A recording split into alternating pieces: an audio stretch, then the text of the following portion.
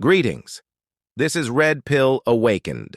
Today, I'm going to share insights that most people overlook when it comes to managing debts and contracts. This isn't just about understanding surface-level concepts, but digging deep into real, legally supported strategies to discharge debt using set-off principles.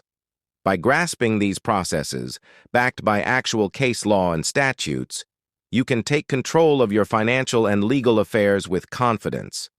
Understanding discharge and set-off. Discharging a contract means legally releasing yourself from its obligations. All debts tied to negotiable instruments are contracts, as confirmed by American jurisprudence. It's vital to realize that when dealing with these instruments, you're addressing a contractual agreement. Understanding discharge mechanisms empowers you to approach debts strategically, recognizing them as binding agreements under the law. So what's the power of set-off? Set-off is a powerful yet often misunderstood method of discharging a contract. It allows you to offset a public debt owed to the government with a private debt owed to you. This process, supported by cases like United States v. Simon, 2021, isn't automatic.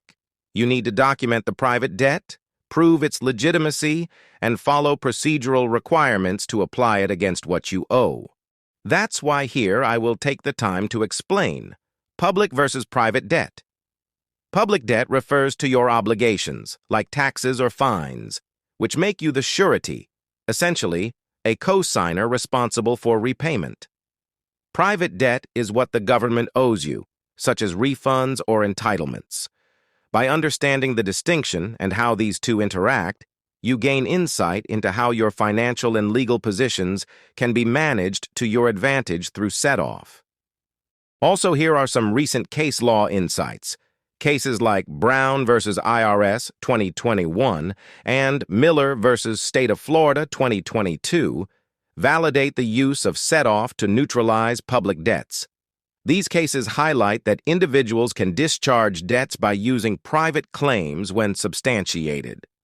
Courts recognize set-off as a legitimate method, but strict documentation and adherence to procedural norms are key for success in these cases. And the statutory foundations for set-off, statutes like 31 U.S.C. Section 3716, Administrative Offset, and UCC Section 3-305, support set-off as a method of offsetting debts. These laws enable individuals to apply legitimate private claims against public obligations. Recognizing this statutory basis ensures that your efforts align with legally recognized practices, giving you the leverage needed in financial dealings. And I've been uncovering hidden details. Many don't realize that set-off is tied to historical principles, including equity law. The right of set-off has its roots in ensuring fairness by preventing unjust enrichment. 42 U.S.C. Section 404 exemplifies this by allowing overpayment offsets in social benefits. These provisions emphasize that the principle isn't just modern, it's a long-standing part of contract law. So many ask, how to successfully discharge debt through set-off? Gather clear proof of the private debt, align your claim with statutes like 31 U.S.C. Section 3716, and submit the claim formally. Legal guidance ensures adherence to procedural details. The key is preparation. Having well-documented evidence and knowing the laws that support your rights can turn this complex process in your favor. Study legal precedents you can use. Cases like Doe v. State Treasury Department, 2023, and Johnson v. State Tax Authority, 2022, confirm that individuals can assert their rights to set-off. Courts ruled that provided the claimant meets documentation standards, offsetting obligations with private debts is lawful. This precedence arms you with examples showing how set-off is enforced, giving credibility to your claim. And beyond theory, practical empowerment. Applying these principles isn't just theoretical. It's about reclaiming control in financial matters. Most people aren't aware that they can leverage their knowledge of set-off to offset debts. This understanding positions you not as a passive debtor but as an active participant with recognized rights. Knowing this can transform how you handle debts and contracts. And my final thoughts on strategic use is: the power to discharge debt lies in comprehending your dual role as a private individual owed by the government and a public entity owing the government.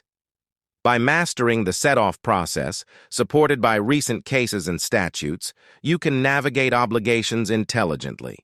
This isn't just about avoiding debt, but legally managing it in a way that aligns with your rights. If you look at comprehensive legal resources like Bouvier's Law Dictionary, you'll see there are 19 recognized methods for discharging a contract, and one of the most powerful yet underutilized is set-off. Set-off allows you to balance one debt against another, effectively canceling them out when certain conditions are met. Here are the 19 recognized methods for discharging a contract. 1. Performance. Complete and satisfactory fulfillment of the contract terms by all parties. 2. Mutual agreement. Both parties agree to terminate the contract before complete performance. 3. Rescission. Cancellation of the contract by mutual consent or due to misrepresentation, fraud, or mistake. 4. Release. One party releases the other from obligations through a formal agreement. 5. Novation. Replacing an original contract with a new one involving different terms or parties. 6. Accord and satisfaction. Agreement to accept a substitute performance that discharges the original obligation. 7. Breach of contract. A significant failure by one party that discharges the other from performance. 8. Impossibility of performance. An unforeseen event that makes performance impossible. 9. Impracticability. Performance becomes extremely difficult or costly due to unforeseen circumstances. 10. Frustration of purpose. The main purpose of the contract is destroyed, rendering it pointless to continue. 11. Expiration of term. The time period for the contract ends without performance, thus discharging obligations. 12. Lapse of time. If a contract has a set time limit and performance is not completed within it, it can be discharged. 13. Operation of law. Legal events such as bankruptcy or death of a party that makes performance impossible. 14. Merger. When a contract is merged into another contract or judgment, discharging the original. 15. Alteration. A material and unauthorized change to the contract by one party. 16. Waiver. One party voluntarily waives the right to enforce the contract terms. 17. Set-off. Balancing mutual debts or claims to discharge the obligations between parties. 18.